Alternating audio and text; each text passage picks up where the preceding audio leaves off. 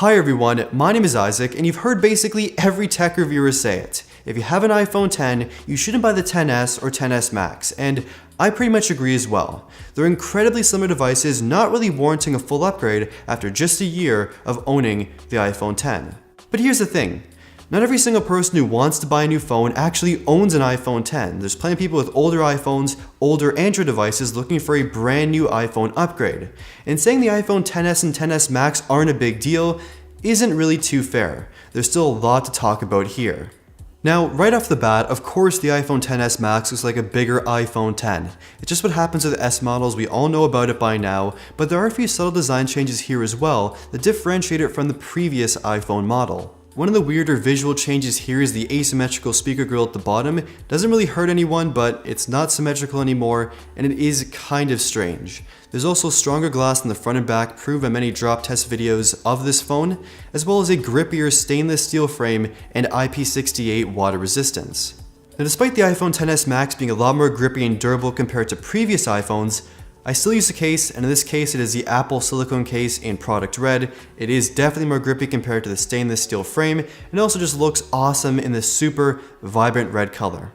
But the big deal here with the iPhone XS Max in specific is of course the size of this phone. It is a massive overall device with a huge display, but I actually really enjoy the size of this device and I've got used to it very quickly. Surprisingly enough though, it's actually smaller than the Note 9, Pixel 2 XL, and iPhone 8 Plus, but it's actually all display here too, with very minimal bezel. And because the phone has a bigger display compared to the standard iPhone 10 and XS, the notch actually looks smaller on this display, but of course it is the same size as it was previously. And of course the notch houses all the important stuff for Face ID, and Face ID here feels very fast, very reliable, but not a drastic speed difference or reliability difference compared to the previous iPhone 10. It still kind of has all those same problems, like it doesn't really work at certain angles, like if you have a hat on or something, or sunglasses, it's not going to always work, and of course it does take a swipe to unlock. But I have to admit, having used Face ID for almost a full year now, I almost actually prefer it to Touch ID and fingerprints unlock for unlocking my phone and for using Apple Pay as well. It's just surprisingly well done and well executed.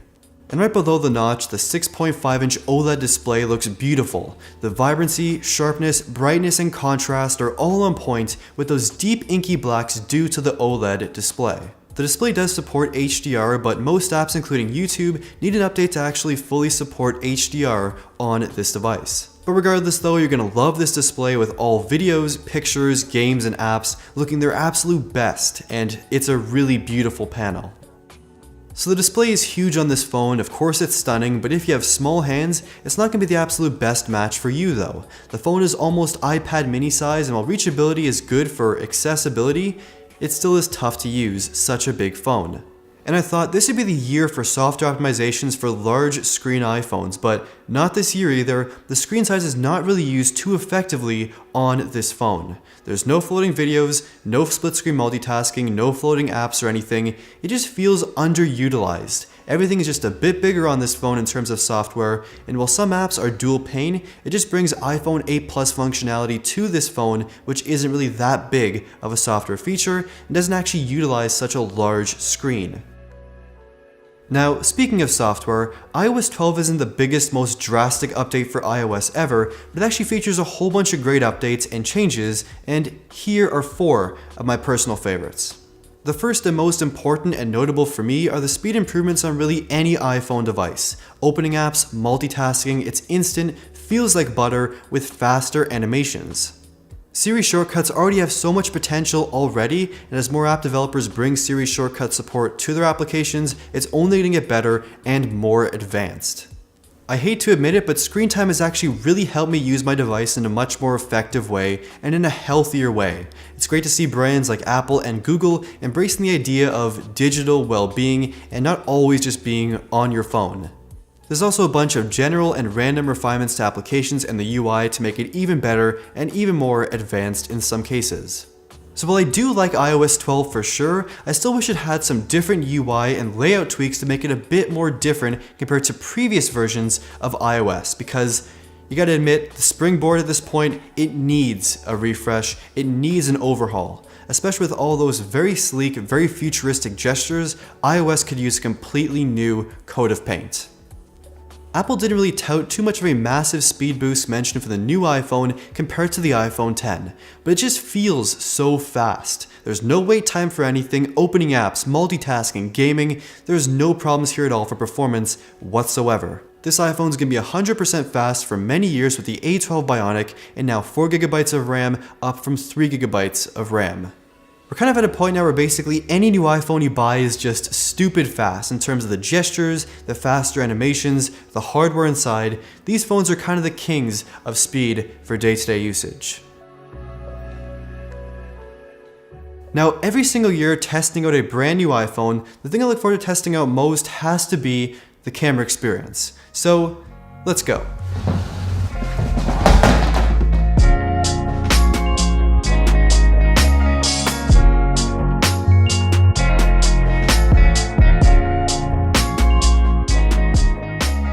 So the iPhone XS Max has 3 different cameras. The first camera is a 7-megapixel selfie camera that I'm recording this on right now, as well as dual 12-megapixel rear cameras. One standard and one telephoto, nothing too different. But the picture results are actually quite different on this phone than they are for past iPhone models.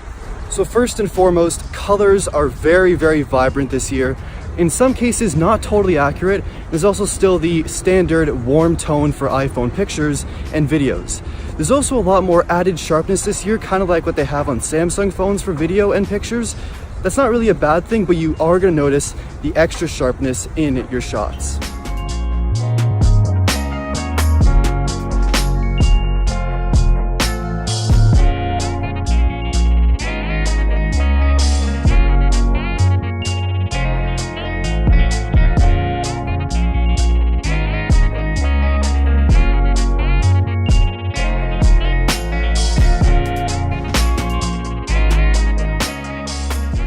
But one of the biggest deals for pictures this year is the new Smart HDR mode.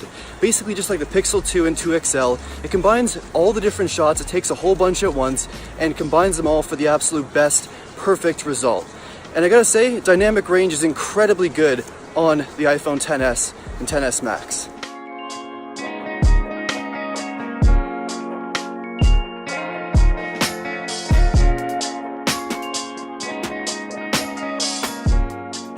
Pictures in low light also turn out quite nice in my opinion.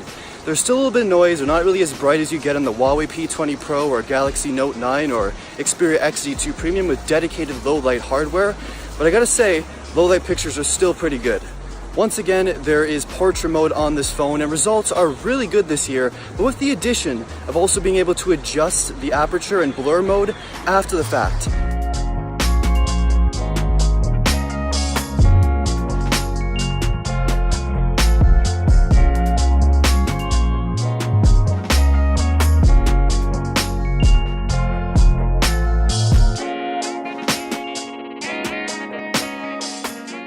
4K video turns out fantastic on the iPhone XS and XS Max. You get that great HDR, so there's great dynamic range in videos, as well as the fact that the sharpness carries over from picture mode, so you get much sharper, crisper looking videos.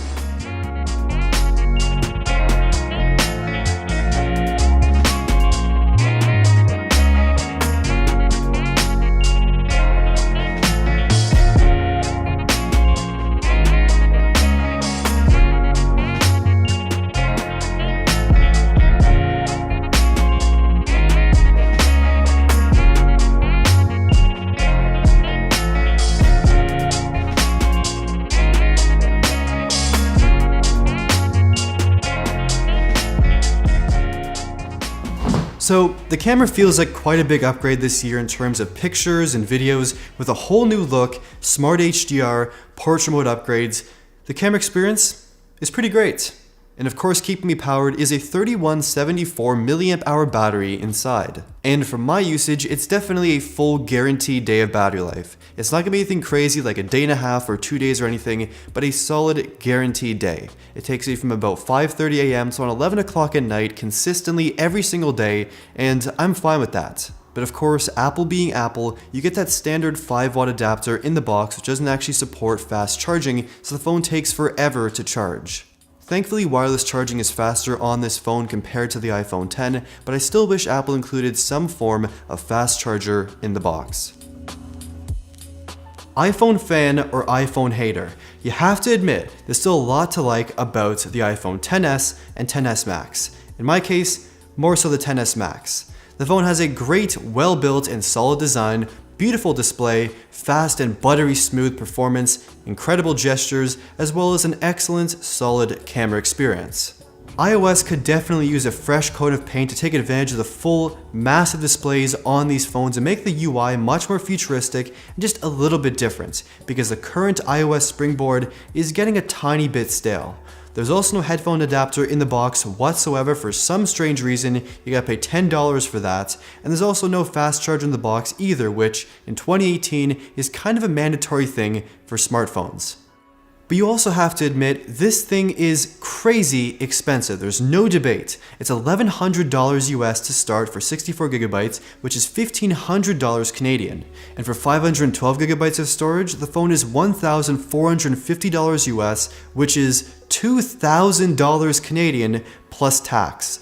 That is a crazy price for a phone. Although we kind of know that very few people are going to buy a phone with that much storage to start with. You can of course use upgrade programs and monthly payment programs to help offset that cost, and it's not going to be just a one-time purchase and that's it, and you lose the phone. It's going to be fast for many years, it's going to be a great overall device. You can also sell your current phone and upgrade to this, and even actually sell this phone after about a year for around 80% of the original cost, as iPhones retain a whole bunch of value in the resale market.